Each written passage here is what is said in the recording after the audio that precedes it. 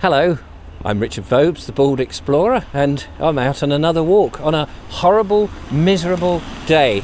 And I'm joined today by one of my lovely viewers, Darren Dendy. Hello, Darren. Hello, Richard. Nice to meet you. How are you? To meet you, nice. Well, we've actually met before, to be honest, but this is the first time that we've met you on camera, as it were. It is, yeah. Normally in a pub, isn't it? Normally in a pub, yeah, absolutely. He doesn't drink, though. With a bunch of apples. But yes, that's another story. Yeah. Where are we, Darren? We're in East Sussex, and this is the village of Ditchling. It's a lovely village, Ditchling, and we're in the sunshine. And we're on Lodge Hill Lane, and this is Ditchling Pond. Ditchling Pond, I guess it must be quite an old established pond because it's in the old part of Ditchling. It is, yeah. But you have an interesting story about Ditchling Pond. I mean, it's a lovely pond with ducks and presumably other creatures. Is that a moorhen over there with the orange nose, or a coot? Yeah, anyway, whatever. But tell us your story connected with Ditchling Pond. Well, my story is that so I'm a carpenter, and I've worked on many of the houses in the high street in Ditchling. And one lunchtime I was sitting down with Builder's dad, who's a bricklayer, and there's a nice doggy. Hello. And we were just sitting there having our lunch, and the customer came back from walking his dog, and he said, "Those bloody terrapins." I said, "Well, what do you mean?" He says, "There's terrapins down there. The villagers hate the things, and they nip at the little ducklings, in their early stages." Anyway, this builder's father sort of held his head low and said, "That's probably something to do with me." Oh. Yes. And I said, "Well, what do you mean?" He says, in the 70s we had little terrapins, and they kept nipping at my kids' fingers. So the wife said, "You've got to get rid of those bloody terrapins." So he said, under the cover of darkness, I did, and dropped them in Ditchling Pond.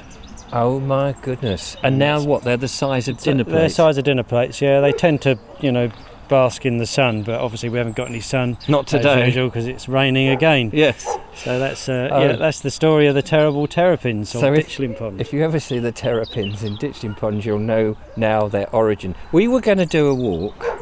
What were we going to do? Are we still not going to try? Well, it's so miserable. I think we're going to go to the church and have a look in Ditchling Church. Oh, we like a church. Yeah, we like a good church. And just have a little look round there. But I want to come back and do this walk when it's a bit brighter and we can see more of the countryside. Yes. Is that all right? Yeah, it's absolutely fine, yeah. But I'm always desperate to get a video out, and it's nice to meet one of the viewers.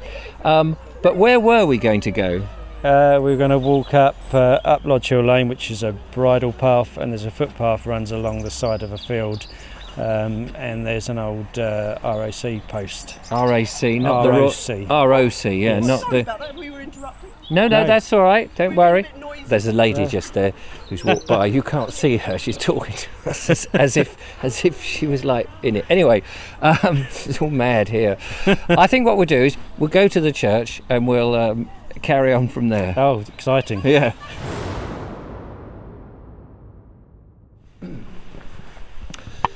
Well, it's a lot drier inside the church, I can tell you that, ladies and gentlemen. And warmer as well. And warmer. We came in from this lovely church, which is, didn't look at the dedication. Did you see it? Was it St Mary's? St Margaret's. St Margaret's, there we are, in Ditchling. And it's a fabulous church. It's cruciform church, yes. Which means it's got the tower in the middle. It's got the crossing underneath the tower. So you've got the chancel and altar at the I've got to get this right, the east end, of course, but the tower, instead of being at the west end, which is very traditional, is in the middle, and that makes it quite an early church. And actually we did look in a little booklet there, and it told us it's 11th century. Yes, 12th century, 1100s. So 1100s. And most likely there was a Saxon church here before. So yeah, I don't really know a lot about churches. I was going to say, I'm being guided a little bit. You're a church expert, aren't you? Not at all. No. That's Steve is probably the church expert. Church expert. This is a friend of yours who's another viewer of the channel. Well, the viewers know that I love churches, and we haven't really come in here because we're not really prepared as such, but we've just taken this as a bolt hole from the rain. Yeah. We were trying to explain that we were going to the ROC. Just explain what the ROC is, because I was thinking of my car breaking down. It's Royal Observatory Corps post, and there was hundreds of them built all around Sussex, probably all over the country, and they all opened in 62 and shut in 70, and they were built for the Cold War, so sort of lookouts for the 4-minute warning. It's just quite a frightening thing, and we are going to make a proper video where we go and do the walk up to it, but it's quite a frightening thing to think that in the 60s, people were anticipating quite seriously a 4-minute warning before a nuclear attack. Exactly that, yeah. And what we could have done, there was the old stories about put your head in a brown paper bag and lie under the bed and all that sort of nonsense. Or get in a fridge like Indiana Jones. Oh, get in a fridge. Yeah, do you have to keep the fridge on? No. It's just Indiana Jones was on over Christmas. Oh, was it? Happened to watch it, yeah. And Fair enough. He got inside a fridge because it was lead lined. Who has a lead-lined fridge these days? I don't know. Anyway, we will do that in another video. Now, as you say, you're not into churches, but there is a church that you have been to many times because your family connection is quite strong in the area because of your name. Just, again, it's Dendy. It's Dendy, yeah. And it's a good old Sussex name. Yeah, primarily in Horsham. Right. In Horsham. The church is St Nicholas's. In Itchingfield. And I think this man's done a video. I've done a video. It's one of my earliest videos, actually. It's a long format video when they were having trouble with their roof, which I think they've got sorted out now. Oh, I believe so, yeah. And it's got a wooden tower one end. It has, hasn't it? It has, yeah. It was just my dad passed away last year. I can say that now, can't I? You can. Because it is 2020. We are recording this in 2020. In fact, we're recording this on the 2nd of January, and those eager beavers will be watching this on the 3rd of January. That's how quickly these videos get made. My dad passed away sadly in July last year, and his elder sister had said to me, get over to the church at Itchingfield, St Nicholas's, because she says, I think there's about 10 Dendys in the graveyard. And then she passed away 2 months later. Oh, blimey. So I thought, right, I really must get to that church. So I did exactly that. Found the 10 graves, and then the congregation came out and they said, what are you doing? And I says, we're just looking at what are you doing? It sounds a bit mean. What are you doing? Just looking at past relatives. Yeah. And they said, are you a Dendy? I says, yeah. She says, there's a lot more of you. She says, we're having coffee and cake and everything. Come in and I'll get the burial records. Oh my goodness! So in we went. They got the burial records, and there's 130 Dendys in the graveyard. How unusual that it must. I mean, Dendys were obviously breeding like rabbits for one thing. But what were they? The farmers? They were primarily farmers, yeah, and landowners. Thomas Dendy owned Rye Farm, which is quite nearby.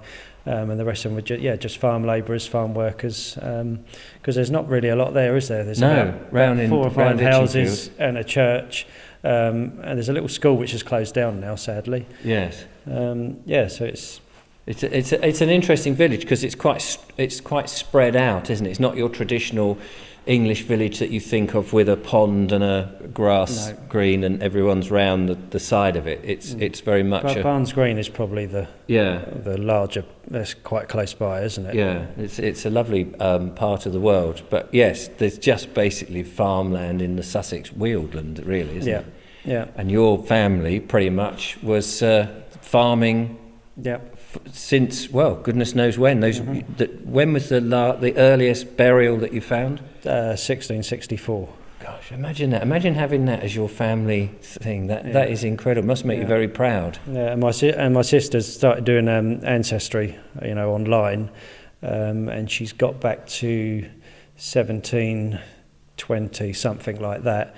And we've managed to match up because we found marriage records and baptism records, and I think I've got back 6 generations of a great grandfather, however far back it goes, and he was baptised and married at that very church. Good God, isn't that incredible? Yeah. So your family may go back to the Norman period, maybe even before with the Saxons. Apparently, Dendy is Anglo-Saxon. It is Anglo-Saxon. Yeah. Gosh, there we are. So we should take your DNA and bottle it.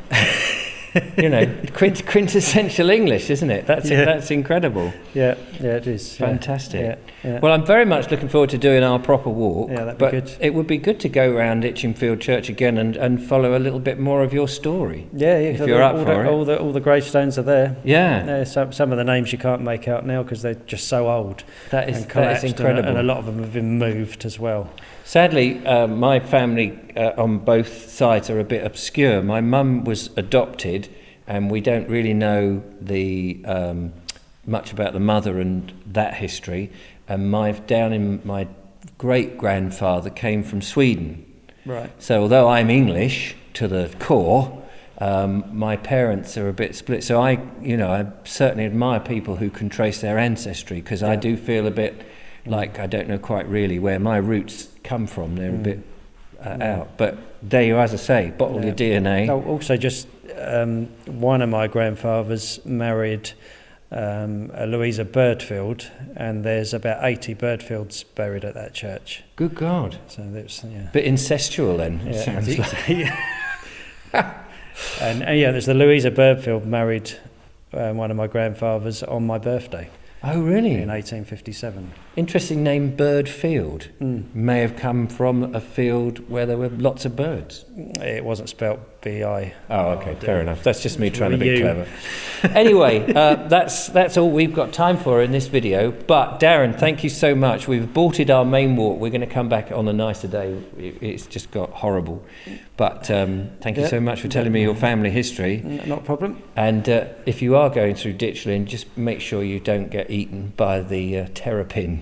Yes, yeah. Actually, if Steve and Smudger are watching, I'll see you when I'm looking at you. Till next time, don't forget to follow, like and subscribe.